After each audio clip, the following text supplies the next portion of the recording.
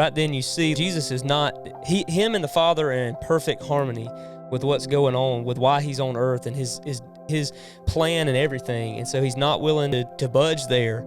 And then you look at Jesus in the garden, and you see where he says, Father, if it's your will, let this cup pass from me. But he realizes that's not the will. The will is for him to sacrifice himself. And so, yes, he could take himself off the cross, and he could have done all of that, and that would have been, he would have shown his power and his glory. But what he was truly here for on the earth to do was to sacrifice himself for our sins. But yet, here we are trying to save ourselves still. And that's the thing, when you look at it, you're like, wow. When you break it down and really look at it, you're like, he did all of this for us, and he has all the power that we could ever imagine and then some. And here we are still trying to pick ourselves up and do things our own way.